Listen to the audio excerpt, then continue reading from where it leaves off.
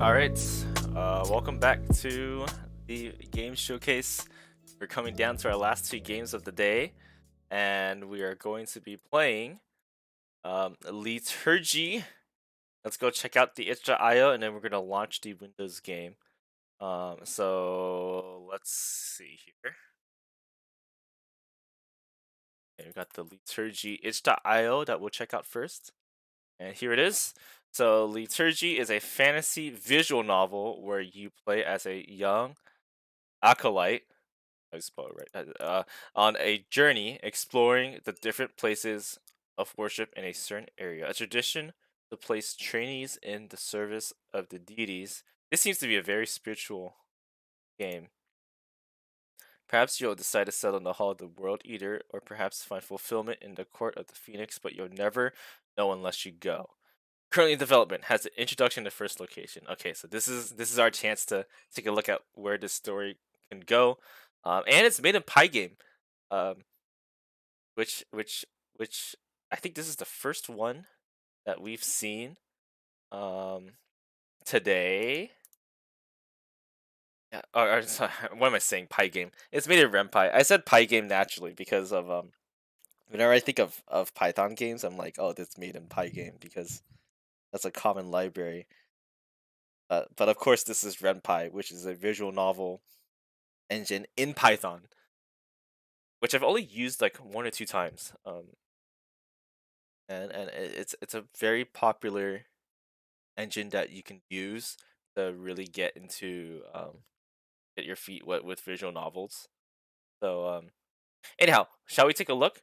So this is a Windows game. So RenPy does have Windows executables.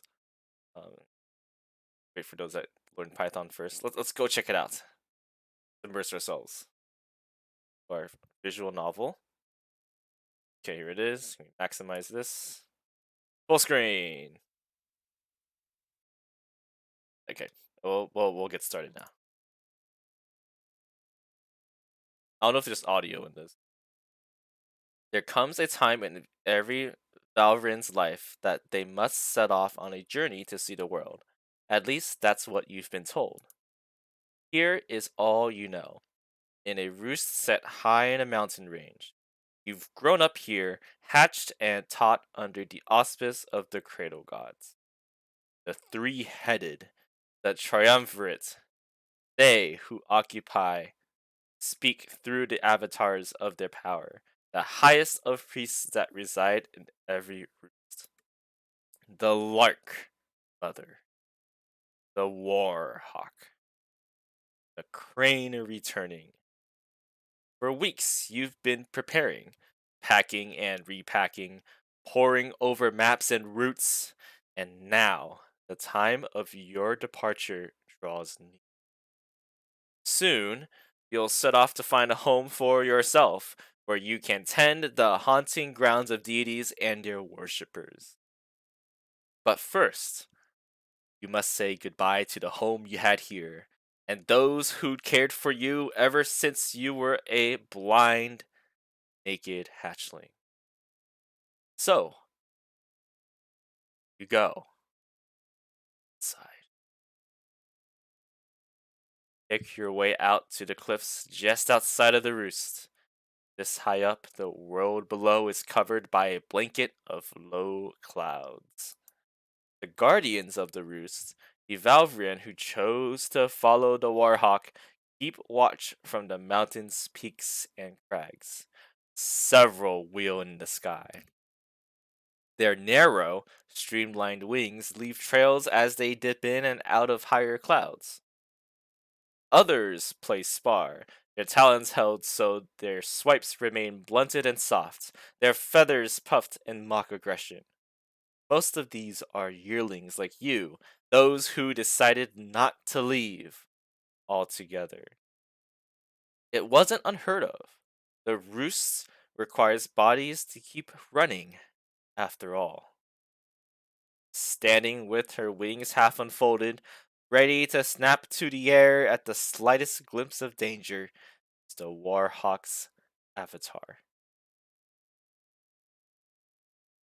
Linger. The Warhawk, who reigns in the mountaintops where you can see dangers from afar. The warhawk, of duty, of protection, of providence, who guards the flock with talons and beak and weapon, who defends from threats both physical and spiritual, whose closed wings give speed to their flights, all the better to reach those in. You don't actually know her name. It's never come up, and by the time you've learned to fly under her, it was too late to ask without weird looks sent your way. Roach. Her head swivels to the side, revealing a yellow eye and a sharp hooked beak half twisted by a scar. Her gray feathers puff outwards before settling. In a raspy voice, she says, "If you're asking about supper, the hunting parties haven't returned yet. Actually, I'm getting ready to roost." "An acolyte! Come on then, and let me see you." She circles around you, keeping her right eye facing you. Her other is clouded, milky with cataracts she refuses to see a healer for. After making a full circuit, the war hawk clicks her beak. "Yes, I remember you. Grown up just fine. Hard traveling ahead of you. Best speak to my other for that." "I have a question." "Ask." Dangerous. "Is it dangerous out there?" "Of course. Protected you all here. But we do that because the world might not be so kind. There are people who might hurt you, and nature doesn't care whether or not it hurts you. There are other powers out there as well, powers and spheres of influences that will crush you if you let them." Then the warhawk sighs, her ruffled feathers smoothing once more. "But that's the pessimist in me talking. World won't coddle you, that's all I'm saying. Fret. Organize the routes you'll take so you can meet good people, solid people, reliable and kind. Good mentors for acolytes finding out. But beware, the powers you'll learn about, it's not that there's good or bad gods, but all of us are dangerous in our way. The influences we have, it can be, oh, keep your wit about you, and I'm supposed to offer you a blessing. Want it? It will strengthen you when you most need it. You have one from my others. I think you've already covered enough. Will you accept the Warhawk's blessing? Yes. Then, listen up. Do not falter when you are challenged. You've got good wings and a good head between them. Your talents may be soft yet, but not for long. Be brave, even when you are afraid. Your body will not fail you when it is most needed. This I, the Warhawk, proclaim. So hop to it. So, where do you go? You head into the nests? Yes, I'm gonna head to the nests. Going around the hollowed out cave system set near the peak of the mount, you pass incubation rooms where eggs are tended till they hatch. The Lark Mother's avatar and his coterie of followers walk the spaces between the nests. They keep busy turning eggs over from time to time, keeping the temperature warm and humid by burning prepared woods. You can hear the grating chirps of newly hatched Valvrin climbing over each other to greet the cart bringing. From the sound of it, you'd think they'd been starved for several days instead of only hours. approach. You approach the lark mother respectfully, wings clasped together in front of you like a cloak. His feathers are a dusty brown, darkening towards the tips of his wings till they are nearly black. His beak is short but sturdy. You had watched him open nuts from hatchlings with it more than once. He waves off the rest of the caretakers with a wing and draws you away to an alcove. Acolyte! He warbles and clasps his taloned hands with yours. Soon comes the time you'll be leaving the nest. Are you ready? Yes, I think so. Ah, to be so prepared. I know I am not, but that is good to hear. Can I ask a question? Of course. How do I get to know a place? At every location, there are mentors. Priests trust with the guidance of acolytes and well learn about the powers they pay homage to. You would do well to listen to them closely and to keep an open ear for things unsaid as well. They'd be there for you all throughout your time there. But the end, it's you who decides what you want to look into. Remember, your time is limited there during the course of this journey, so prioritize what you want to learn. I'm sorry that I don't have much time for you, but I have a blessing if you would receive it. It will bolster your spirits when you are struggling. Remember, I can only bless those who do not have any from my fellow powers. Okay, so right here, so it looks like, I mean, in terms of the visual novel, I don't think there's not much of the visual part yet. Um, but there is a lot of narrative and a lot of imagination you kind of have to do to kind of think about. And so here I'm seeing like in this first playthrough, a lot of this is coming down to what blessings do you pick up, and you can say that you would, or you'd like to speak to the others. I'm curious to see because I already accepted the first blessing. Um, there must be different endings based on your selection. Here. Of course, I understand. Where'd you go? Linger in the entryway. The entrance of the roost is a busy place. It's where the adults and yearlings take their meals, where messengers hop from foot to foot, waiting for their bags to be stocked or emptied. When the hunters catch big game, the entryway is where they lay their prize, crowing and boasting of their achievements. Today, it is full of unfamiliar faces with weathered wings. Hold on, hydration. Okay, water is drink. An acolyte like you comes from behind, carrying a bowl laden with candied nuts and softened meat. The visitors take it from them and pass it around, chatting with each other. Several of them preen each other's feathers. Among these is the crane returning. A large Valvrin, even with their wings folded, their long neck rises to watch over this chaos. Their white feathers do not stir, as they seem to count on their talons the number of the strangers we approach. I'm sure I'm supposed to pick linger and approach. I'm curious to see what the all the other options are given a limited time frame here. The crane returning bends their neck to look at you. Hello. Hello. All set for the leaving. Review. Can I review the route I've chosen again? Certainly. You'll first be leaving the roost. Then it's Verdun, right? Yes, into the arms of the indolent sun. It'll make for a good transition into your next destination. Into Tempat. Correct.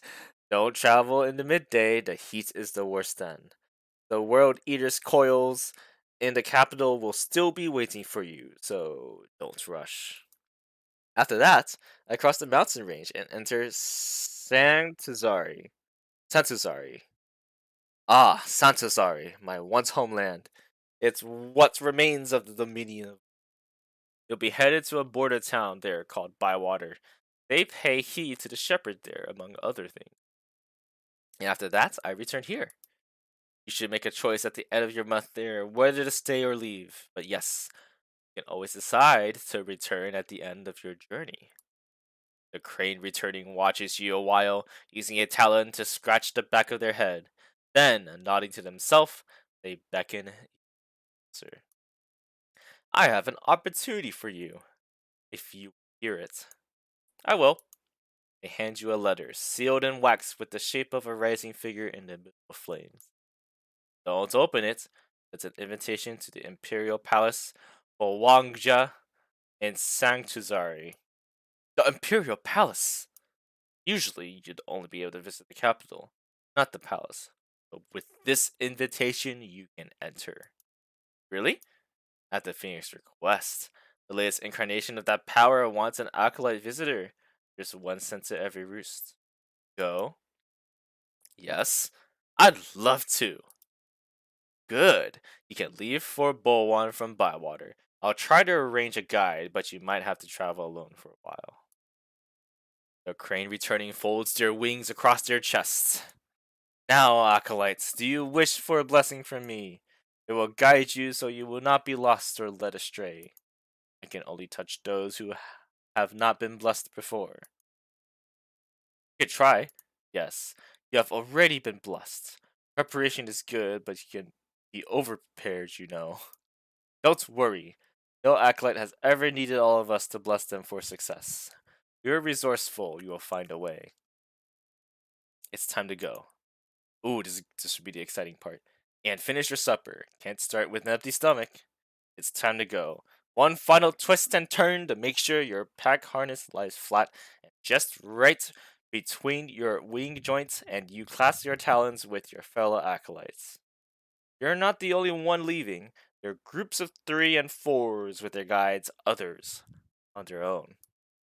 The Lark Mother's avatar raises his beak and calls in a bell-like voice. Farewell, farewell, fare thee well, quick winds and safe skies.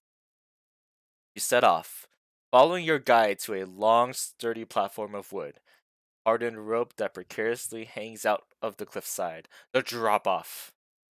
This is it. You're leaving.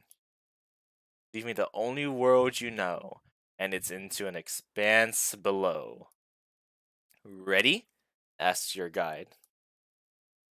Or when you fall, you keep your eyes open. And when you rise again with practiced wing beats, you allow yourself one look, just one, back at the roost. Adults Valvrant can fly for hours at a time, even days. A practiced journeyer like your guide can last up to a week without rest. For a trainee, such long distance travel is impossible. When your breath becomes labored and each wing beat becomes like moving stone, your guide brings you to the ground to make camp. Once, it even allows you to land on his back for a quick nap. But soon you leave the mountain range, and its misty air and its bare rock and its hardy shrubs, and fall into the shadow of the sun. Here you can see how your mountains have stolen the clouds from the sky. A vast expanse of blue, almost endless, and without a wisp. Beneath your wings you see grasslands, with courts of thick-bodied trees with wax-covered leaves. Sometimes you catch sight of herds in the distance. This is Verdun, and its cities lie to the west.